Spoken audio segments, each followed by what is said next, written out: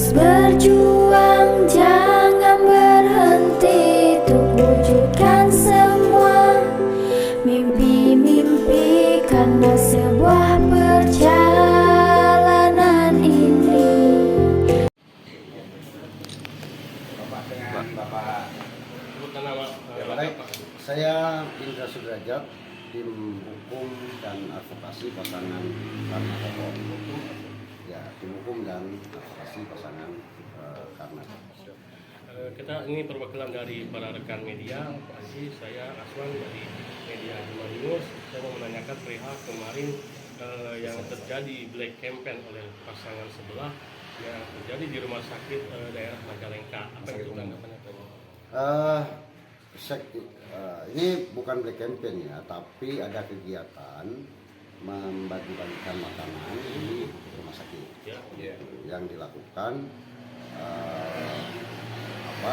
Kami juga itu dilakukan oleh relawan pasangan 02, pasangan Emandena. Nah, pembagian itu kami juga dilakukan di rumah sakit umum daerah Majalengka. Nah, memang menurut PKPU 13 ada beberapa tempat yang dilarang untuk kegiatan kampanye. Salah satunya adalah fasilitas pemerintah. Nah, rumah sakit daerah itu adalah fasilitas pemerintah. Jadi tidak diperbolehkan siapapun untuk melakukan kegiatan kampanye atau kegiatan sosialisasi di lingkungan fasilitas pemerintah, termasuk rumah sakit. Sejauh ini tindakannya setelah kejadian itu sudah dilaporkan ke... Akibat dari peristiwa itu kami sudah memberikan informasi awal terhadap Bawaslu Kabupaten Majalengka. Kemarin kami tim hukum dan advokasi sudah datang ke Bawaslu Kabupaten Majalengka dan sudah memberikan laporan informasi. Kemudian Bawaslu hari ini berkewajiban untuk melakukan investigasi terhadap peristiwa itu. Peristiwa itu kapan terjadi, karena kami sendiri tidak mengetahui peristiwanya kapan, siapa yang melakukan. Nah, karena kami mengetahuinya melalui media sosial, kontak TikTok. Nah, kegiatan tersebut di-upload di akun TikTok yang bernama HD192. Nah, di akun TikTok HD192 itu di-upload kegiatan itu. Kemudian karena kita tidak tahu siapa pelakunya, kapan peristiwanya, bagaimana kejadiannya, nah kemudian kita hanya bisa memberikan informasi awal terhadap Bawaslu Majalengka. Nah, Bawaslu hari ini mempunyai kewajiban untuk melakukan investigasi supaya persoalan ini menjadi terang. Pak, bagaimana menyikapi dari tim kami terkait hasil lembaga survei dari pihak 02 itu atas? Nah, terkait lembaga survei indikator yang beberapa hari ini digadang-gadang begitu. Pertama, survei itu sesungguhnya sifatnya adalah internal untuk memotret dirinya. Kalau kita ibaratkan, kita ini sakit, kita diambil darah, oh kita ini sakit apa? Sakitnya kolesterol misalnya, kemudian dikasih obat kolesterol. Tapi kalau seandainya hasil cek darah kita itu kemudian kita publish ke publik, seperti halnya hasil survei kemarin, tentunya itu adalah pembangunan opini. Nah, karena itu pembangunan opini, itu pun salah satu yang dilarang. Tapi kapan? Nanti di masa tenang. Di masa tenang itu tidak boleh ada yang melakukan publish terhadap hasil survei. Hasil survei indikator itu jelas-jelas itu adalah upaya pembangunan opini seolah-olah pasangan sebelah itu kuat. Begitu. Nah, tapi dari hasil survei yang mereka publish, ada beberapa yang mereka sembunyikan. Apa yang mereka sembunyikan? Ada 3 hal yang mereka sembunyikan. Dalam survei, standarnya pasti akan selalu ada. Pertama, apakah pilihan Bapak Ibu akan berubah? Kan begitu. Nah, kedua, faktor apa yang merubah pilihan Bapak Ibu? Ketiga, kapan mereka menentukan pilihan? Sebelum kampanye, pada saat kampanye, sebelum pemilihan, atau di hari H pemilihan. Nah, itu tidak terpotret sama sekali. Sebesar apapun hasil survei hari ini, ya, ini kan masih bisa berubah. Nah, variabel-variabel perubahan itu yang mereka tidak munculkan ke publik. Kan banyak tuh, banyak variabel. Hari ini survei apapun itu tidak bisa menjadi ukuran siapa yang akan menjadi pemenang. Karena semua hasil lembaga survei itu ada di margin of error. Dalam survei itu ada margin of error 5%. Bisa kita naik 5%, mereka turun 5%, bisa kita turun 5%, mereka naik 5%. Artinya mereka seperti mengada-ngada. Bang, bisa dijelaskan nggak Bang soal kultur politik di Majalengka, Bang? Kultur politik di Majalengka ini menarik ya. Menariknya pertama, memang selama sepengetahuan saya selama 15 tahun terakhir ini, kultur di politik di Majalengka ini statis, jadi tidak dinamis. Nah, itu kemudian akibatnya para politisi atau orang-orang yang bermain politik di Majalengka itu tidak pernah kemudian mau menampakkan diri. Nah, situasi politik di Majalengka hari ini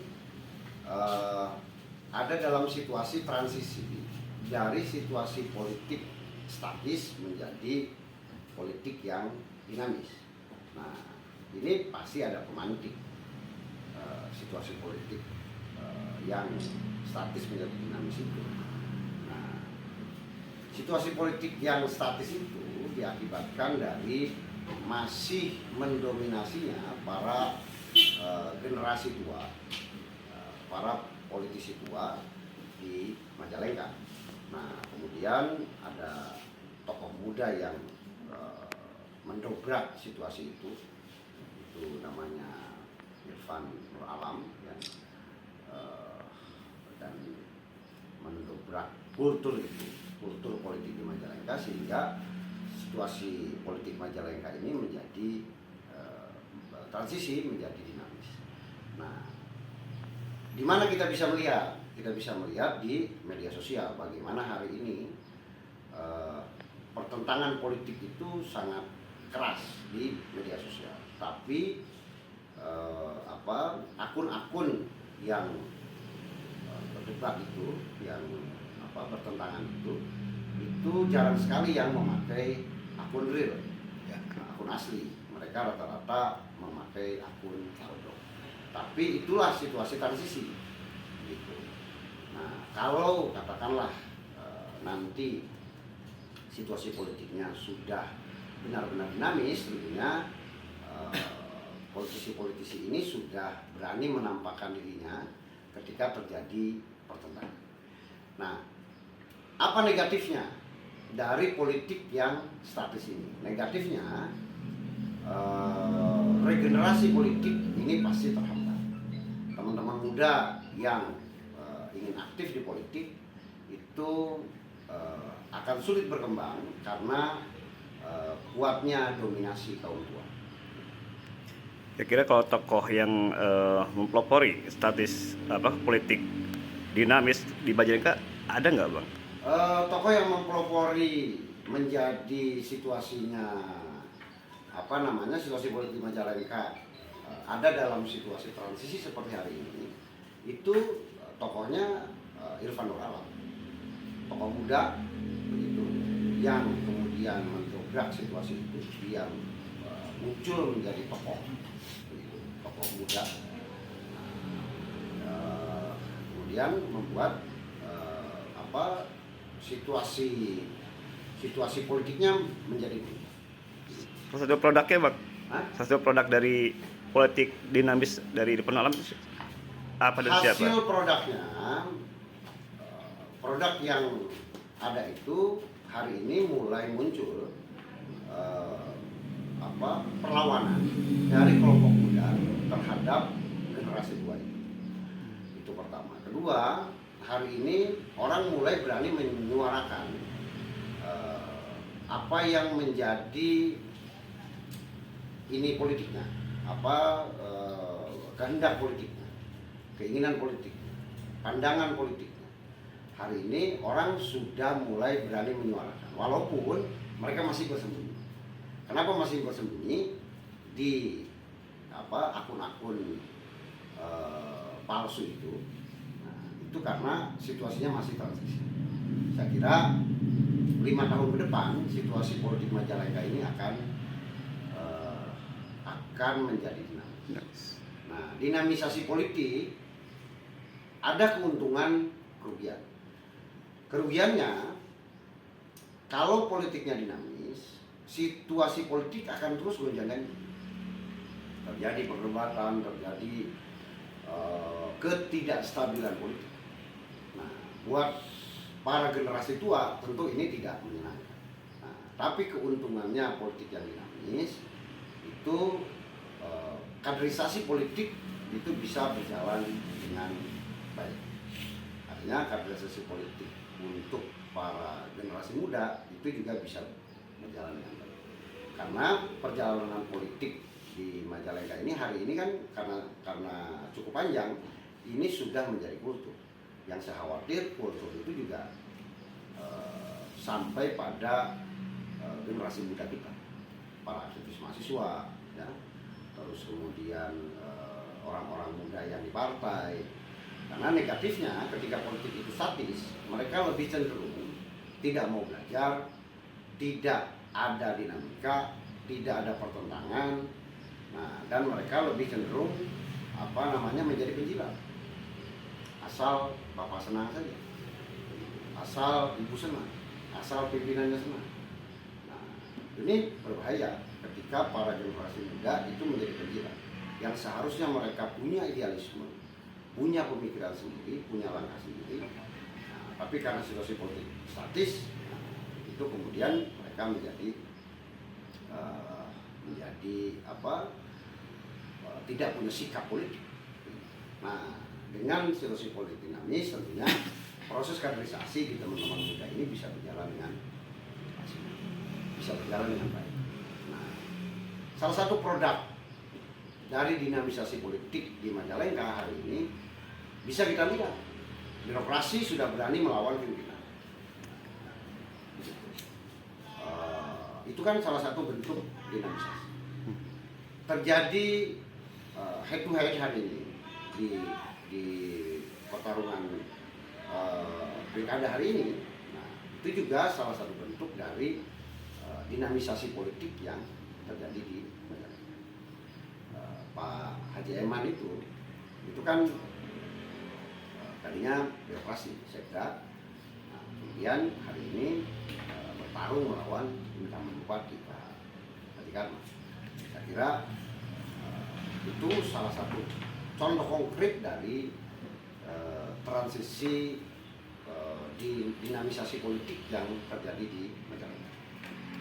Berarti artinya sudah terbangun asas revolusi di Majalengka sehingga ada hal yang memakan korban seperti itu atau bagaimana? Perubahan yang cepat itu namanya revolusi. Perubahan yang lambat namanya evolusi. Nah, di Majalengka ini terjadi perubahan yang sangat cepat. 3 tahun terakhir ini terjadi dinamisasi politik yang luar biasa.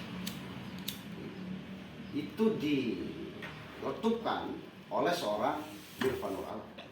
Dia menjadi figur baru, dia menjadi tokoh baru, dan dia begitu ditakuti. Kalau dia dianggap tidak membahayakan, kalau dia dianggap biasa-biasa saja, tentunya tidak akan punya musuh. Nah, risiko di politik begitu kita dominan, pasti ada yang tidak suka, ada yang memusuhi dan lain-lain. Kalau kita biasa-biasa saja, tidak punya ide, tidak punya gagasan, tidak punya gebrakan yang luar biasa, orang juga tidak akan menganggap kita berbahaya dan tentunya tidak akan kita musuh. Nah, dari gerakan dan gebrakan yang luar biasa, seorang Irfanul Alam, sehingga terjadi percepatan perubahan kultur di Majalengka yang tadinya statis menjadi dinamis, yang hari ini ada dalam situasi transisi dari statis menuju dinamis. Nah, ini karena perubahannya sangat cepat, makanya itu bisa diistilahkan menjadi gerakan yang revolusioner. Gitu. Karena kalau gerakannya lambat, itu namanya evolusi. Dan kalau evolusi, saya kira itu kan bisa ditempuh melalui jalur pendidikan. Kalau evolusi, bagaimana kita mendidik rakyat supaya mereka menjadi dinamis, dan proses merubah satu kultur melalui pendidikan itu akan terjadi sangat lambat. Gitu. Tapi begitu ada gebrakan-gebrakan yang revolusioner tadi, nah itu perubahannya menjadi cepat. Dan itu dilakukan oleh seorang Irfanul Alam. Oke. Dikasih info Mas.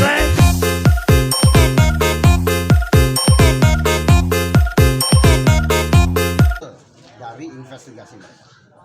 Nah, terus kedua Pak, ini kan di lapangannya sudah mulai ini Pak, dugaan-dugaan intimidasi. Nah, itu yang membuat kami tim pemenangan 02 merasa prihatin terhadap situasi itu, karena terkait bantuan-bantuan itu, baik bantuan PKH, keluarga sejahtera ya, maupun bantuan-bantuan lain, itu kan datanya data dari pusat gitu.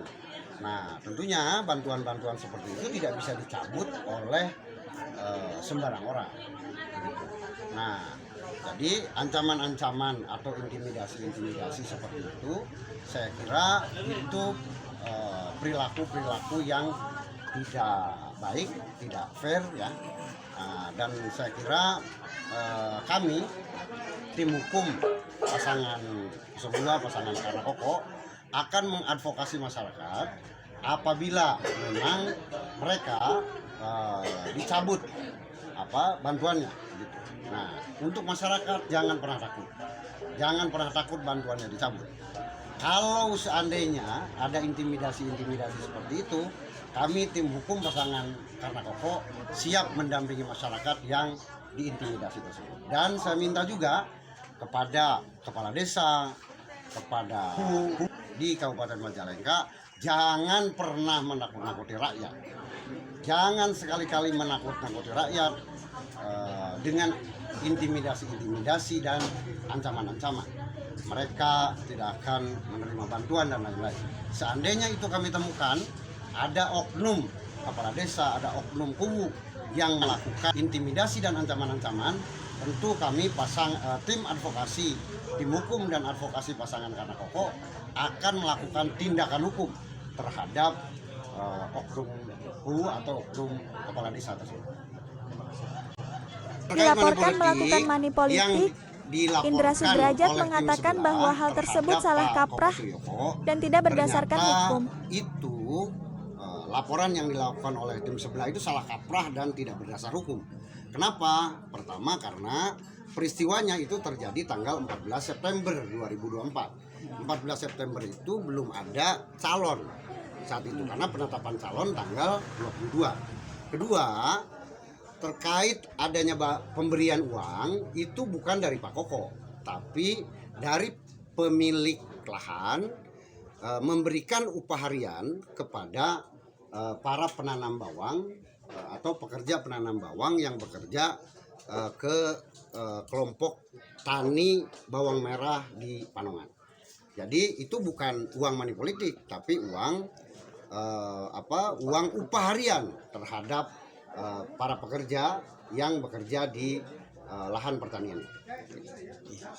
Dilaporkan oleh tim sebelah terhadap Pak Koko Suyono, ternyata itu laporan yang dilakukan oleh tim sebelah itu salah kaprah dan tidak berdasar hukum.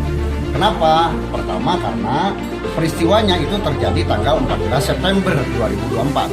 14 September itu belum ada calon saat itu, karena penetapan calon tanggal 22.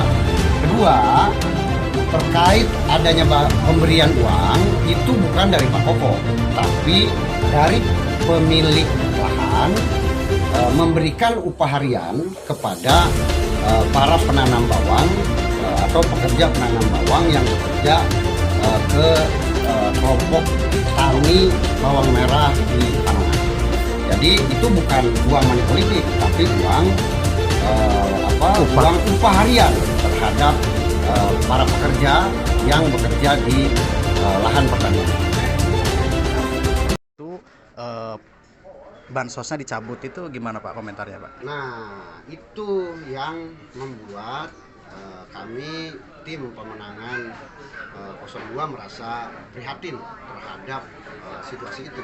Karena terkait bantuan-bantuan itu, baik bantuan PKH, keluarga sejahtera ya, maupun bantuan-bantuan lain, itu kan datanya data dari pusat gitu. Nah, tentunya bantuan-bantuan seperti itu tidak bisa dicabut oleh sembarang orang gitu. Nah, jadi ancaman-ancaman atau intimidasi-intimidasi seperti itu, saya kira itu perilaku-perilaku yang tidak baik, tidak fair ya. Dan saya kira kami tim hukum pasangan semua pasangan Karna Koko akan mengadvokasi masyarakat apabila memang mereka dicabut bantuannya gitu. Nah, untuk masyarakat jangan pernah takut bantuannya dicabut. Kalau seandainya ada intimidasi seperti itu, kami tim hukum pasangan Karna Koko siap mendampingi masyarakat yang diintimidasi tersebut. Dan saya minta juga kepada kepala desa, kepada KUU di Kabupaten Majalengka, jangan pernah menakut-nakuti rakyat. Jangan sekali-kali menakut-nakuti rakyat dengan intimidasi dan ancaman-ancaman. Mereka tidak akan menerima bantuan dan lain-lain. Seandainya itu kami temukan ada oknum kepala desa, ada oknum KUU yang melakukan intimidasi dan ancaman-ancaman, tentu kami tim advokasi, tim hukum dan advokasi pasangan Karna Koko akan melakukan tindakan hukum terhadap oknum KUU atau oknum kepala desa tersebut.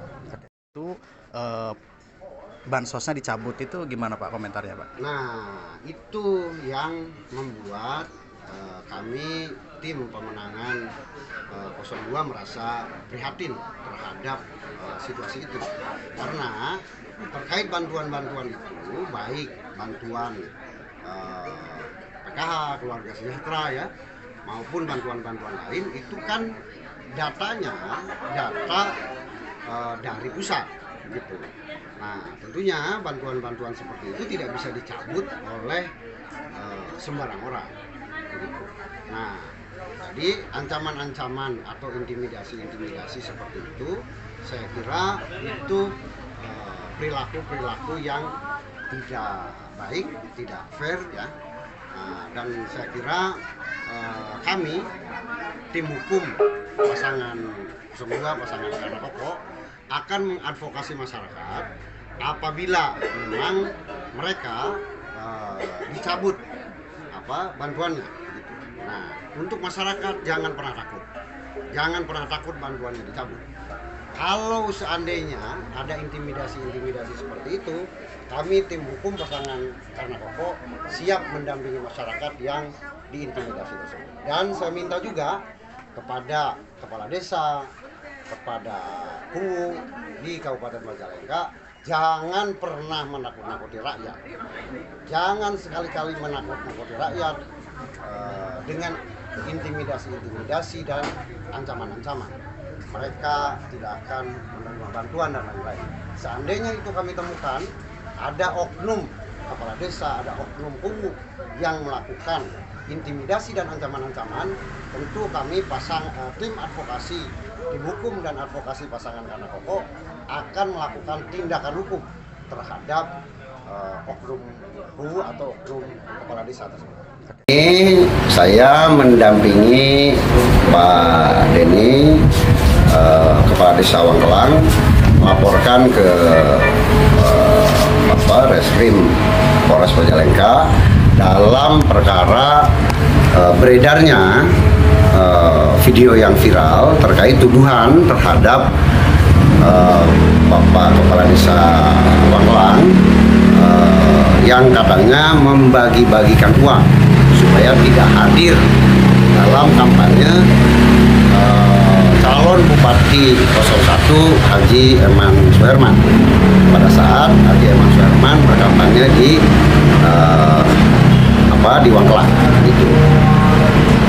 Pak, terkait dengan laporannya sendiri, siapa yang dilaporkan? Yang kami laporkan pertama Saudara ES. Saudara ES itu yang kita lihat di video yang viral di media sosial, ya. Itu dia yang menyampaikan bahwa Pak Punggu Wangkelang ini membagi-bagikan uang, gitu ya. Katanya sih melalui RW, katanya kata temannya dan lain-lain, sehingga opini itu menjadi liar.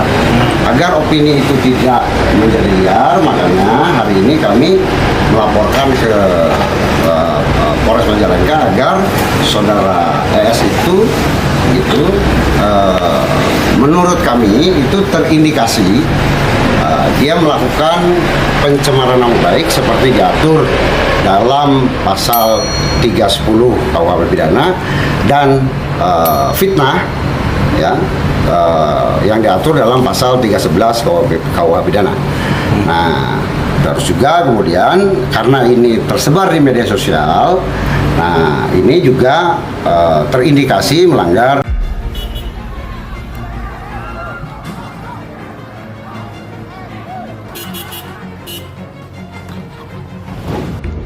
hari ini kami kuasa hukum pasangan Karna Koko pada hari Sabtu tanggal 16 November 2024 pukul 3.41 pagi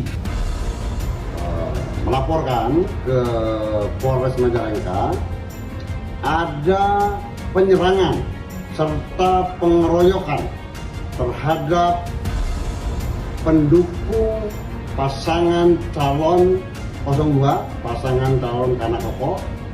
Para pendukung pasangan Karna Koko ini sehabis mengikuti debat di Hotel Vieris Kertajati, kemudian beristirahat di Alfamart Kertajati. Ketika sedang beristirahat, sedang duduk-duduk, tiba-tiba ada sekelompok orang menyerang. Sekelompok orang yang tidak dikenal menyerang para pendukung pasangan Karna Koko. Kemudian orang tidak dikenal itu sudah teridentifikasi karena memakai pakaian salah satu organisasi dan salah satu ormas tertentu. Semuanya sudah kami laporkan ke Polres Majalengka.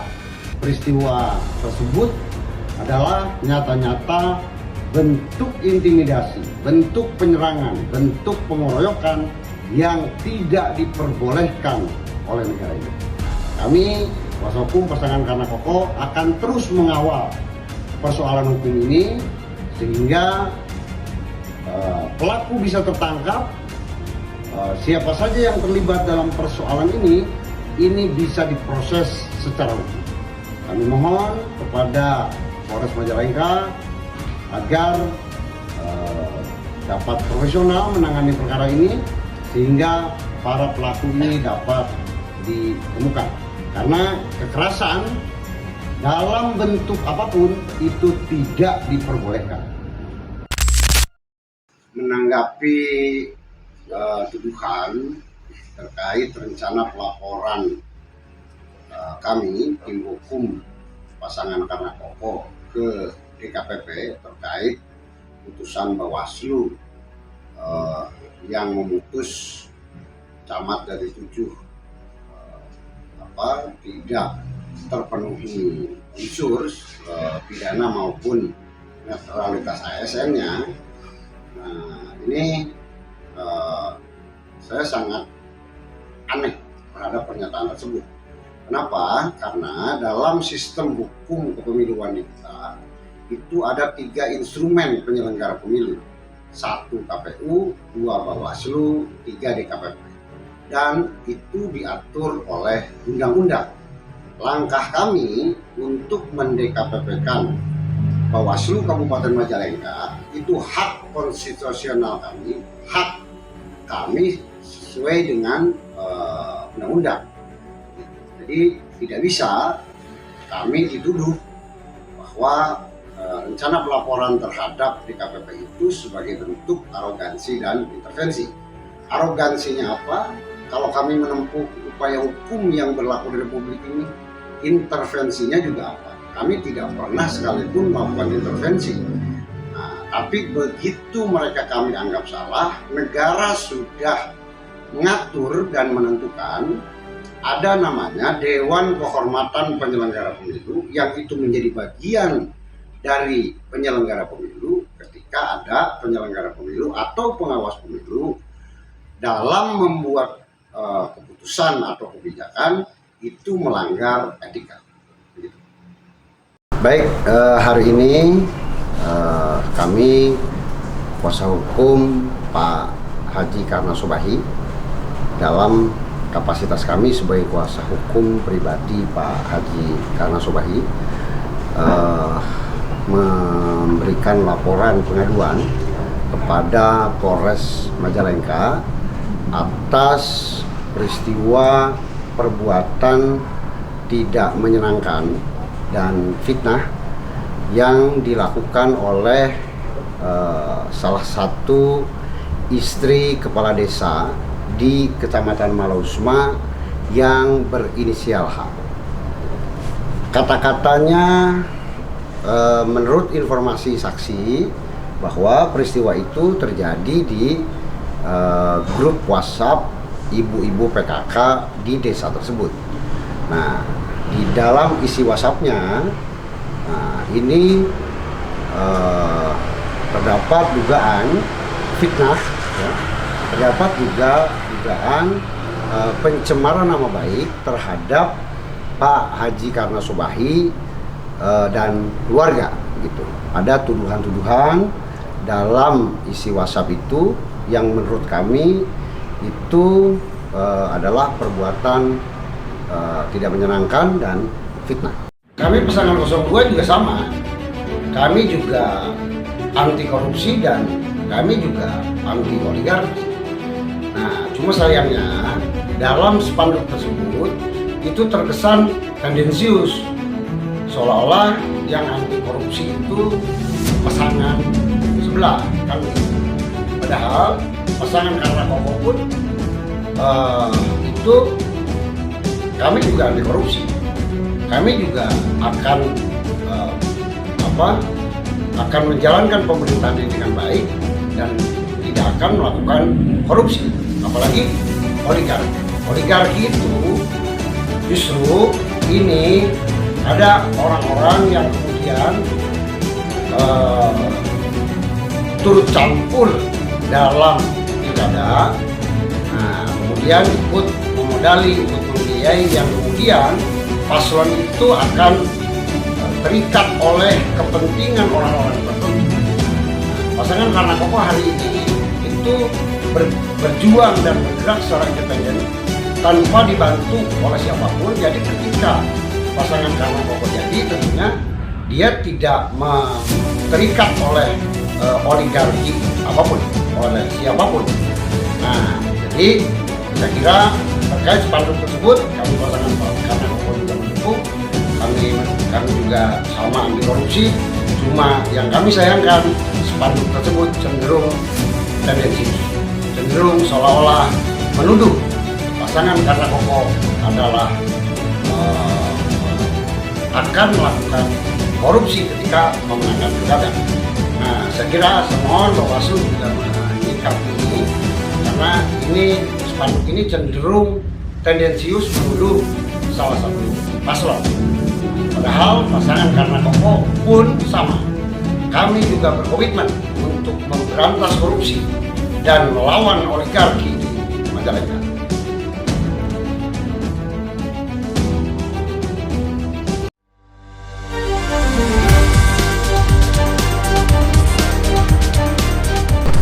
Hari ini kami kuasa hukum Karna Koko melaporkan salah seorang camat di Majalengka berinisial I, ya.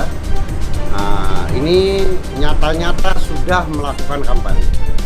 Kami kuasa hukum pasangan Karna Koko sangat prihatin dengan peristiwa ini, karena pilkada di Majalengka ini hari ini semakin barbar, semakin brutal, semakin memperlihatkan ketidaknetralan ASN yang ada di Majalengka. Seorang camat tersebut dengan terang-terangan berkampanye untuk salah satu paslon, dan tentunya ini adalah tindak pidana pemilihan, dan kami sudah laporkan kepada Bawaslu. Sudah diatur tegas dalam undang-undang pemilihan, dalam undang-undang pilkada, bahwa apabila ada ASN yang melakukan kampanye, itu pertama adalah tindak pidana dan ancaman hukumannya itu cukup tinggi. Kemudian ini adalah bentuk ketidaknetralan ASN ketika menjalankan dia berkampanye. Oleh karenanya kami kuasa hukum Karna Koko berharap Bawaslu dapat bertindak tegas dengan memberikan sanksi pidana terhadap oknum camat ini, begitu, dan kemudian kepada pejabat terkait, karena ini pelanggaran netralitas ASN, agar supaya oknum camat ini yang sudah nyata-nyata melanggar netralitas ASN dapat diberi sanksi tegas dengan cara dipecat sebagai ASN. Oleh karenanya hari ini kami kuasa hukum dari paslon 02 sudah melaporkan ke Bawaslu, dan kami berharap, kami meminta Bawaslu agar bertindak sesuai dengan hukum, memproses ini sesuai dengan apa yang kami laporkan, memproses ini secara pidana, dan melaporkan ini kepada instansi terkait bahwa sudah terjadi ketidaknetralan seorang camat yang berinisial I di Kabupaten Majalengka. Terima kasih. Baik, bismillahirrahmanirrahim. Assalamualaikum warahmatullahi wabarakatuh. Saya Yufahmi, Koordinator Divisi Hukum dan Penyelesaian Sengketa Bawaslu Kabupaten Majalengka. Hari ini kami Bawaslu Kabupaten Majalengka telah menerima laporan dari tim kuasa hukum pasangan Bupati dan Wakil Bupati nomor urut 02. Tepatnya pada hari Rabu 23 Oktober pukul 15.30. Adapun peristiwa yang dilaporkan adalah terkait dugaan netralitas ASN. Atas laporan tersebut, kami Bawaslu Majalengka akan melakukan upaya tindak lanjut sebagaimana peraturan yang berlaku. Terima kasih. Sebenarnya terkait alat peraga kampanye itu sudah diatur di Undang-Undang 10 tahun 2016 pasal 62 huruf H. Bunyinya kurang lebih dalam undang-undang tersebut, setiap orang dilarang merusak alat peraga kampanye. Setiap orang dilarang. Nah, kemudian ada konsekuensi pidana, ada risiko hukum terhadap perilaku perusakan alat peraga kampanye atau baliho tersebut. Apa resiko hukumnya? Di undang-undang tersebut juga diatur bahwa terhadap pelaku perusakan alat peraga kampanye itu diancam hukuman selama-lamanya 6 bulan. Oleh karenanya saya meminta kepada siapapun yang merusak baliho pasangan Karna Koko untuk dihentikan, daripada kemudian dipenjara gara-gara merusak alat peraga kampanye. Menangkan nomor 12 nomor, menangkan nomor takbir. Terima kasih. Assalamualaikum. Hari ini saya mendampingi Pak Denny Kepala Desa Wangkelang melaporkan ke Reskrim Polres Majalengka dalam perkara beredarnya video yang viral terkait tuduhan terhadap Bapak Kepala Desa Wangkelang yang katanya membagi-bagikan uang supaya tidak hadir dalam kampanye calon Bupati 01 Haji Eman Suherman pada saat Haji Eman Suherman berkampanye di Wangkelang gitu. Pak, terkait dengan laporannya sendiri siapa yang dilaporkan? Yang kami laporkan pertama Saudara ES. Saudara ES itu yang kita lihat di video yang viral di media sosial, ya. Itu dia yang menyampaikan bahwa Pak Wangkelang ini membagi-bagikan uang, gitu ya. Katanya sih melalui RW, katanya kata temannya dan lain-lain, sehingga opini itu menjadi liar. Agar opini itu tidak menjadi liar, makanya hari ini kami melaporkan ke Polres Majalengka agar Saudara ES itu, gitu, menurut kami itu terindikasi dia melakukan pencemaran nama baik seperti diatur dalam pasal 310 KUHP pidana dan fitnah, ya, yang diatur dalam pasal 311 KUHP pidana. Nah, terus juga kemudian karena ini tersebar di media sosial, nah ini juga terindikasi melanggar Undang-Undang ITE. Jadi perbuatan pencemaran nama baik yang dilakukan di media sosial. Berarti satu orang yang dilaporkan, Pak, ya? Yang kami laporkan 2 orang, Pak. Yang kami laporkan 2 orang karena di dalam postingan Dewi Nur Alam, ada akun Facebook namanya Dewi Nur Alam, ada salah satu yang memposting dengan bahasa yang kurang pantas. Dia menyampaikan kades biadab. Gitu. Nah, saya kira itu pun masuk dalam kategori pencemaran nama baik, gitu ya, yang dilakukan di media sosial. Saya kira pencemaran nama baik yang dilakukan di media sosial ini ancaman hukumannya itu cukup tinggi, ya. Itu diancam hukuman 4 tahun. Pak, harapannya kepada Polres Majalengka seperti apa, Pak? Harapan saya kepada Polres Majalengka, karena ini peristiwanya pidana umum, begitu, bukan pidana pemilu. Saya kira Polres Majalengka bisa profesional menangani perkara ini, melakukan penyelidikan sehingga bisa ditemukan unsur maupun tersangkanya. Nah, kenapa? Ini untuk efek jerah. Karena saya khawatir dengan banyaknya peristiwa-peristiwa seperti ini, banyaknya informasi-informasi seperti ini akan menimbulkan pilkada di Majalengka ini menjadi tidak kondusif.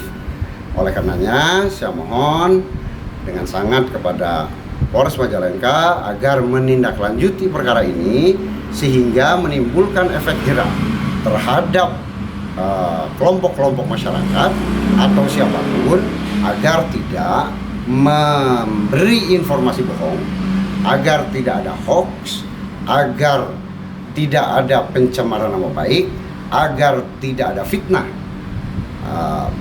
dalam membangun opini-opini ketika melakukan sosialisasi paslon yang mereka dukung. Nah, ketika ada efek jerah, saya kira kalau ini dibiarkan, saya khawatir perilaku-perilaku seperti ini akan terus terjadi di media sosial, yang akibatnya yang saya khawatirkan adalah konfliknya kemudian ini menjadi konflik horizontal. Nah, ketika menjadi konflik horizontal, tentunya ini menjadi beban kepolisian karena ini terkait Kamtibmas, gitu. Nah, demi menjaga kondusivitas pilkada di Majalengka, mohon terhadap perkara yang kami laporkan itu bisa dapat ditindaklanjuti sebagai sebuah bentuk efek jerah. Kalau Pak Kades sendiri membantah Pak terjadi di hal itu? Membantah ya. Seperti apa sih Pak? Karena kami tidak merasa melakukan dan menyuruh Pak RW itu membagikan uang ke masyarakat. Tidak membantah semua ya berarti ya? Tidak, ya. Kepada masyarakat di Canggalang gimana Pak? Masyarakat Majalengka Pak? Di Wangkelang gimana situasi masyarakat? Apanya? Masyarakat Situasi masyarakat.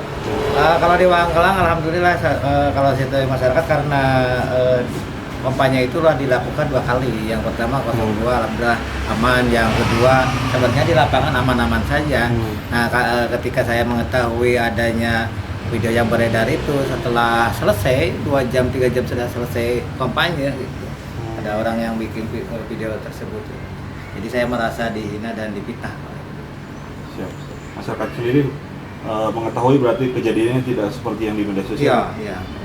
Masih baik Pak. Pasti menang. Lagi.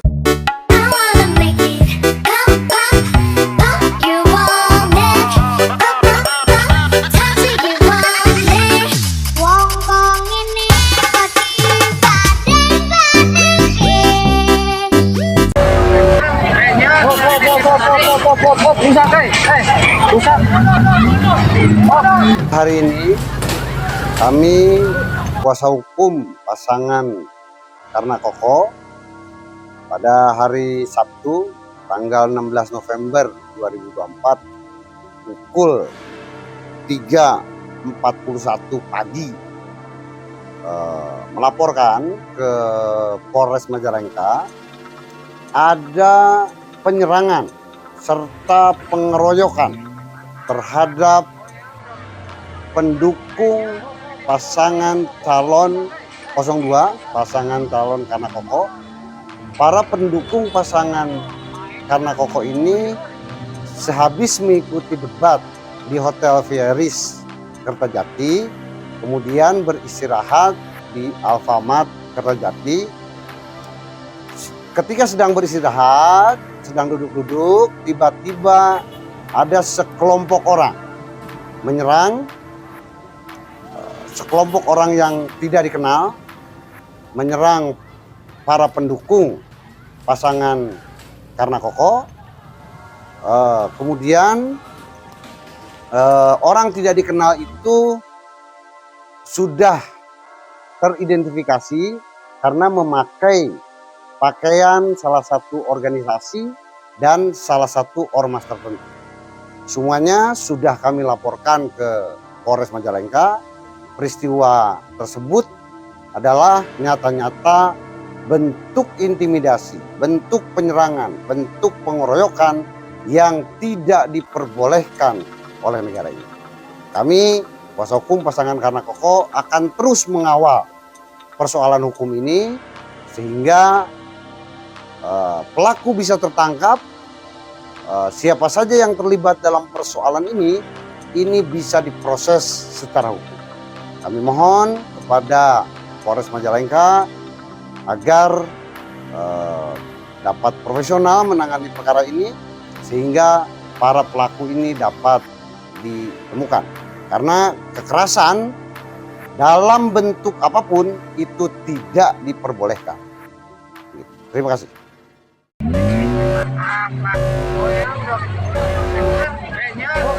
Karena bukan oleh Pak. Nah, oleh karenanya ketika itu terjadi juga di TPS-TPS lain, ini konsekuensinya adalah pemungutan suara ulang. Oke.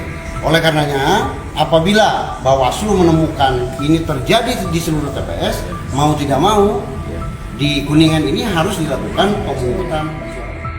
Yang sudah kami dapatkan itu di Kecamatan Dharma, ada yang mencoblos pasangan Ridho Kamdan, tapi kemudian di sebelahnya di paslon 03 ada juga bolong tapi bukan oleh paku.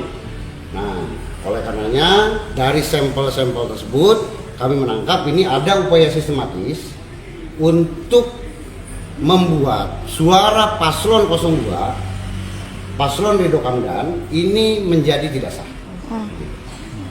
Jumlahnya ada berapa surat suara? Jumlahnya ada 30.899 Surat suara yang tidak sah. yang dirusak Pak. Yang temuan itu apakah di angka 2, 3 aja atau ada di angka 1 juga? Antara 1, 2, 3 itu apakah 2 dan 3 saja berarti yang tercoblos? Untuk merusak kertas suara itu kan sederhana. Misalnya dia mencoblos nomor 1, nomor 2, kemudian nomor 1-nya juga dibolongin. Itu menjadi tidak sah. Kemudian dia mencoblos nomor 2, nomor 3-nya dibolongin. Atau 3-3-nya dibolongin. Itu membuat tidak sah. Sekabupaten Kuning. Sekabupaten Kuning. 30 yang melakukannya siapa, Pak? Dugaan yang melakukan tentunya ini pasti KPPS. KPPS. Dan ini upaya sistematis. Sampel lain selain di Dharma, Pak? Sampel lain kami belum dapat karena hari ini sidang pleno PPK. Kami meminta agar suara tidak sah itu dibuka di pleno PPK. Ada PPK yang membuka termasuk di Dharma, ada yang menolak untuk membuka kertas suara tersebut. Peristiwa itu Yang menolak gimana tuh, Pak? TPS berapa, Pak? Yang di ditemukan fakta itu. Menurut informasi yang tidak bisa dibuka itu ada di Kecamatan Ciawi, benar nggak Pak? Betul, di seluruh kecamatan hampir tidak bisa dibuka. Kenapa hanya di Dharma aja yang bisa dibuka? Hanya di Dharma saja yang bersedia dibuka. Itu tadi Alasannya itu apa? Alasannya karena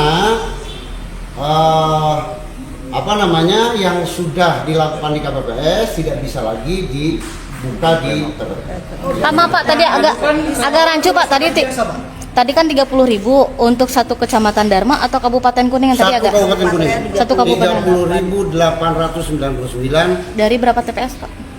dari seluruh TPS. Yang melaporkan relawan atau masyarakat biasa, Pak? Hari ini. Yang ke Bapak itu? Oh, yang melaporkan itu saksi kita. Saksi di PPK. Selain itu ada temuan lainnya nggak, Pak? Temuan lain sampai hari ini kami belum mendapatkan temuan. Gitu. Ada buktinya nggak sih Pak? Ada bukti membawa lapor ke Bawaslu hari ini Pak? Kami lampirkan sampel yang di Dharma.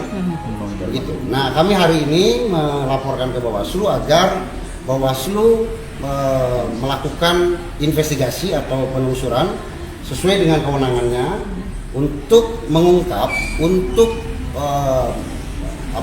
membuka ke setiap KPPS ada berapa surat suara tidak sah, dan tidak sahnya itu karena apa?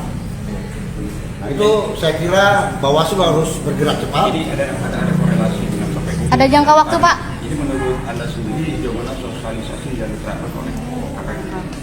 Sosialisasi tentang PKPU 17 2024 tentang penghitung memang KPU tidak terlalu serius dalam memberikan pelatihan-pelatihan terhadap KPPS. Tapi dengan indikasi adanya surat suara yang rusak dan ini sistematis terjadi di seluruh TPS, kami mencurigai ini memang kerja sistematis yang dilakukan oleh oknum KPU. Tenggat waktu yang diberikan untuk Bawaslu sampai investigasi selesai. Sejak mereka melakukan pleno itu 3+2. Nah, artinya kalau hari ini pleno PPK sudah selesai semua, kami harap nanti di KPU kertas suara tidak sah ini bisa dibuka. Nanti kalau misalnya terbukti di sini ada upaya nggak dari tim kuasa hukum 02 untuk ke tingkat tinggi? Ini kembali ke KPU karena contoh seperti hari ini terbukti ada satu TPS yang kertas suaranya rusak karena bukan oleh Pak. Nah, oleh karenanya ketika itu terjadi juga di TPS-TPS lain, ini konsekuensinya adalah pemungutan suara ulang. Oke. Oleh karenanya, apabila Bawaslu menemukan ini terjadi di seluruh TPS, mau tidak mau di Kuningan ini harus dilakukan pemungutan suara ulang. Harus dilakukan. 2 putaran berarti? Tidak 2 putaran, tapi pemilihannya diulang. Kenapa? Karena kecurangannya terjadi secara masif. Tapi apabila terjadi katakanlah hanya di 500 TPS, hanya di 700 TPS, tentunya hanya di TPS-TPS tersebutlah itu harus dilakukan pemungutan suara ulang. Ada potensi ke MK nggak sih Pak? Apabila KPU tidak kooperatif, tidak mau melakukan pemungutan suara ulang karena terbukti terjadi pelanggaran di KPPS, di tingkat KPPS, nah tentu kami akan menempuh upaya hukum di Mahkamah Konstitusi. Siap, makasih Pak. Ya, ya. Izin Pak dengan nama lengkap Pak. Indra Sudrajat. Indra Sudrajat. Banyakan sih. Gimana kejadiannya gimana? Jadi gini Bapak, saya kan bubar debat pulang. Saya udah koordinasi sama Pak Iin, Pak Dewan. Saya pribadi sama anak-anak Pak Gubernur instruksi Pak Dewan. Nah, saya datang sampai pulang instruksi sama Pak Dewan. Ya. Sampai ada WA-nya juga Bapak. Ya. Saya izin Bapak saya pulang, tapi izin nongkrong dulu di Alfamart. Alfamart, baik. Nongkrong di Alfamart. Saya datang Bapak. Datang saya dengan catatan mana yang punya motor Vario putih. Ya. Kata saya silakan cek AA. Kalaupun ada proses mangga. Karena di situ gak ada yang bawa Vario putih. Ya. Langsunglah anak-anak yang ada yang digini Pak. Tuh sama saya terus ada yang bawa porok langsung nyerang. Kita kan pembelaan Pak. Sorry. Si RTC itu pakai Atribut jelas. calon tertentu. Enggak pakai ETC, atribut ETC Pak. Sedangkan kita gak ada yang pakai atribut. Oke. Mereka cari ribut itu kaitan dengan kegiatan barusan atau bukan? Iya, yang jelas iya. Soalnya sesudah debat Bapak, debat bubar. Ada maksudnya ada bahasa dari mereka. Gak ada.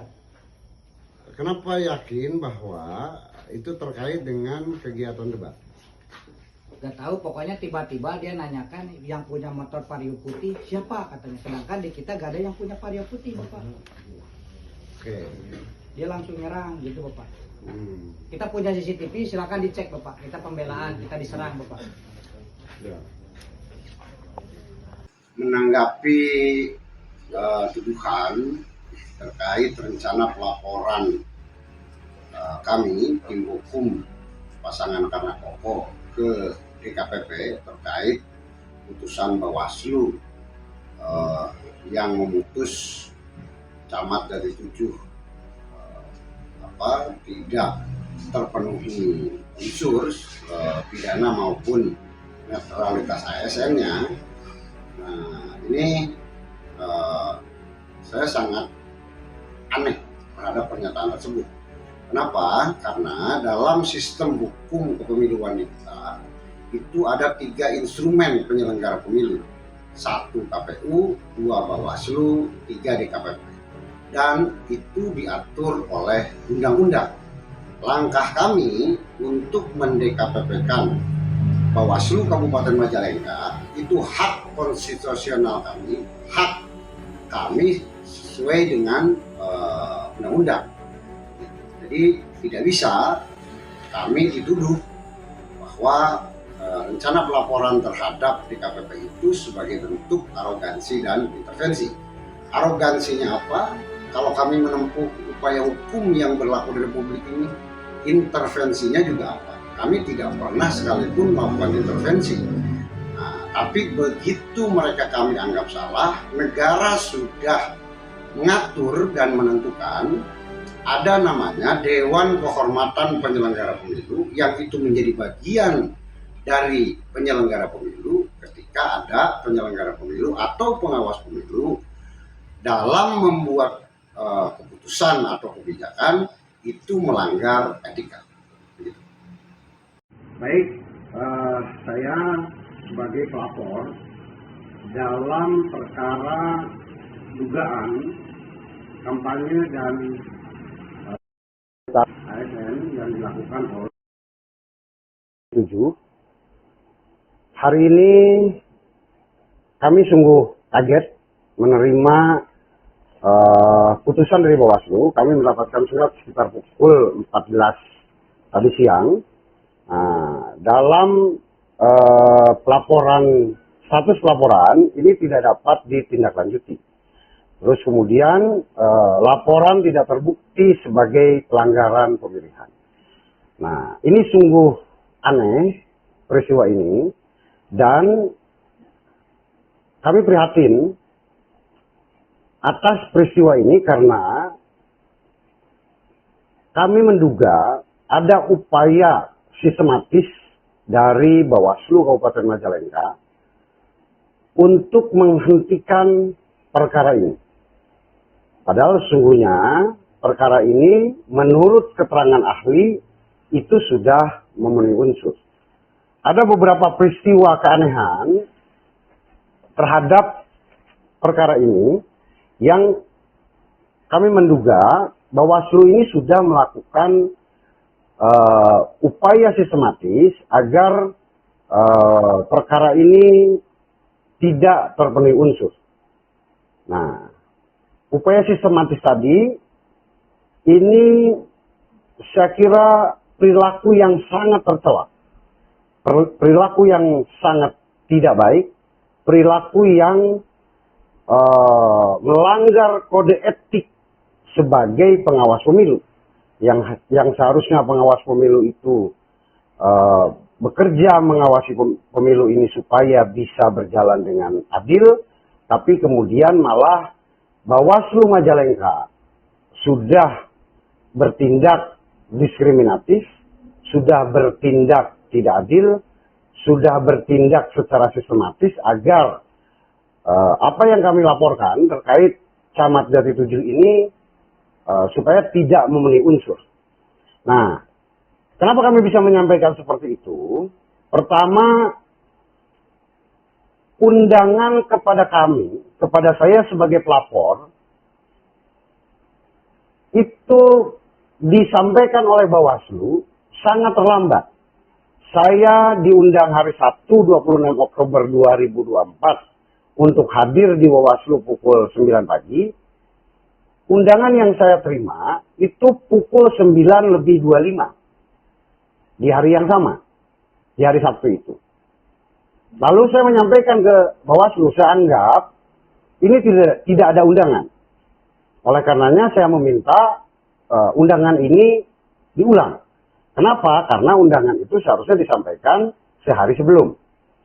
Nah, begitupun undangan terhadap saksi fakta yang dihadirkan. Saksi fakta pun itu undangannya melalui saya.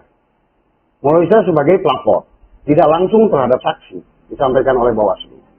Mereka diperiksa pukul 11 sampai ke WhatsApp saya. Ini tidak langsung tapi melalui WhatsApp.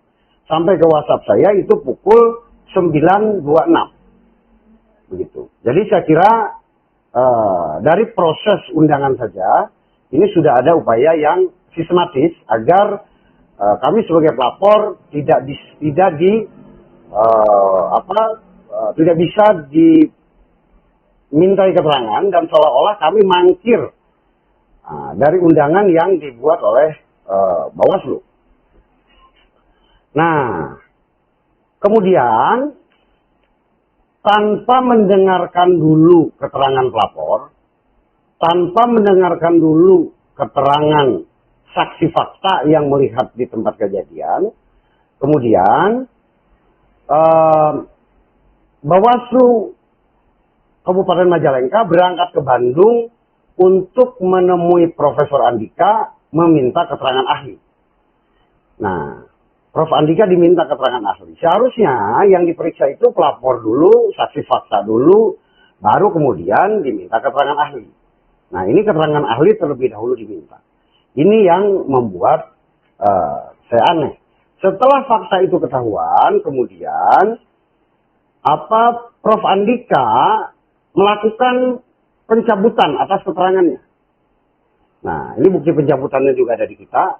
Prof. Andika mencabut keterangannya karena merasa dibohongi oleh Ketua Bawaslu Majalengka, Dede Rosada, yang mengatakan bahwa yang hadir di acara tersebut hanya kepala desa saja. Tidak ada masyarakat umum. Padahal sesungguhnya yang hadir di sana adalah masyarakat umum. Nah, kemudian Prof. Andika melalui suratnya yang ditujukan kepada Ketua Bawaslu Majalengka, ini juga yang membuat kami jadi yakin ada upaya sistematis dari Bawaslu Majalengka untuk menghentikan perkara ini dan memihak kepada terlapor. Nah, jadi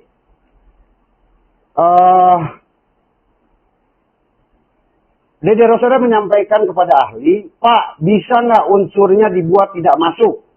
Penyidik dan jaksa juga maunya dibuat tidak masuk. Nah, kemudian Prof. Andika membalas itu. Besok saja kita diskusi. Nah, kemudian sesungguhnya Prof. Andika sudah membuat keterangan ahli bahwa terhadap peristiwa Camat dari 7 itu terpenuhi unsur pidananya. Nah, dari peristiwa ini, begitu, jelas-jelas bahwa Bawaslu Majalengka ini sudah melanggar kode etik.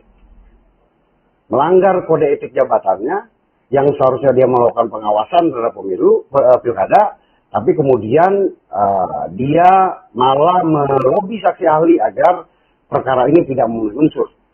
Nah, kemudian dia mengatasnamakan jaksa dan penyidik. Saya juga tidak tahu ini jaksa dan penyidik ini siapa.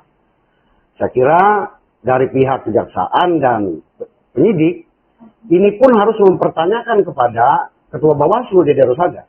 Benar tidak jaksa juga tidak menginginkan perkara ini dilanjut? Benar tidak penyidik ini juga menyatakan tidak ingin perkara ini dilanjut? Kalau memang kejaksaan dan penyidik tidak berharap perkara ini dilanjut, nah tentunya ini fitnah dari Dede Rosada Ketua Bawaslu kepada jaksa dan penyidik. Ini soal nama baik institusi penegak hukum, kejaksaan dan penyidik. Nah, penyidik yang dimaksud ini yang disampaikan oleh Dede Rosada kepada saksi ahli ini siapa? Nah, ini tentunya juga harus dilakukan penyelidikan secara hukum. Nah, berikutnya Dede Rosada bersama Bawaslu yang lain datang ke Kota Bandung, ke kampus Universitas Pendidikan Indonesia untuk menemui Prof. Andika, pasti dengan menggunakan anggaran negara. Pasti dengan memakai anggaran Bawaslu. Nah, ini tentunya dia sudah pindah dengan kata-katanya tadi, dengan melakukan lobby terhadap perkara ini tidak terpenuhi unsur. Saya kira ini terindikasi Bawaslu melakukan korupsi. Apa definisi korupsi? Barang siapa yang menguntungkan dirinya atau orang lain yang mengakibatkan kerugian negara. Dia memakai anggaran negara untuk berangkat ke Bandung, kemudian dia berupaya menguntungkan orang lain dalam tindakannya. Saya kira aparat penegak hukum untuk melakukan penyelidikan terhadap perilaku koruptif yang dilakukan oleh Bawaslu Majalengka. Nah, upaya sistematis Bawaslu melindungi terlapor dan ini menunjukkan bahwa Bawaslu Majalengka ini tidak netral. Oleh karenanya, dalam waktu dekat kami akan menempuh upaya hukum lain, menempuh upaya DKPP dan menempuh upaya-upaya hukum lain terhadap Bawaslu Majalengka agar ini bisa menjadi pelajaran buat kita semua. Bawaslu sebagai pengawas pemilu haruslah bertindak adil, bertindak fair, tidak memihak salah satu pihak, dan apabila terbukti dia memihak salah satu pihak, salah satu paslon, nah tentunya ini adalah pelanggaran berat, begitu.